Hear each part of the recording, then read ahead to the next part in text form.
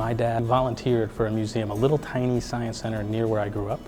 And so after work, he would take me to the science center to go play in a closed museum while he volunteered and programmed new exhibits at this little science center. So I got to run around and play as an elementary schooler, maybe even a preschooler, in a dark museum. So it literally was my playground. That's where I think my love of just kind of science and science museums came from. Meeting Jonathan was, to say the least, a great experience. I also do work in diversity, inclusion, and equity in science. And meeting Jonathan was one of the first instances where I got to jump right into that conversation and not have to stop first and explain why it's important. Jonathan's one of those people who will call you with a crazy idea that at first sounds crazy, but then it's not. Just the other day, Mount Olive Pickle Festival called me up and wanted to know if we could do some pickle science.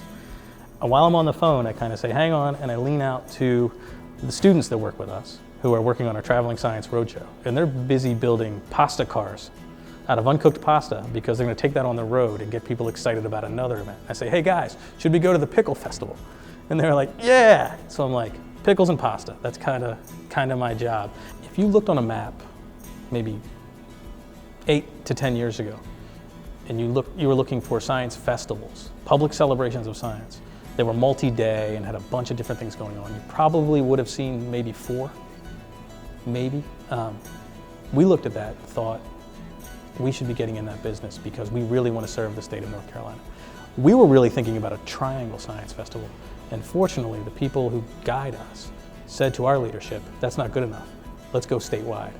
And no one had done that before. The North Carolina Science Festival is nonstop fun and activity. It incorporates sort of bringing together scientists and communities, so opportunities for people to meet the scientists. There are statewide star parties. It's a celebration of science, and it's a celebration of the connections between scientists and their communities. There are 10 million people in the state of North Carolina.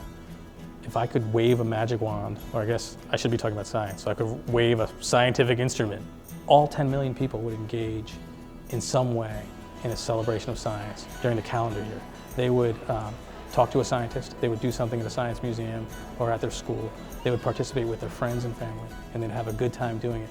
This isn't his job, this is his passion. He cares about the children who he interacts with. He cares about those of us who are the scientists and professionals who are engaging the public. He cares about his staff.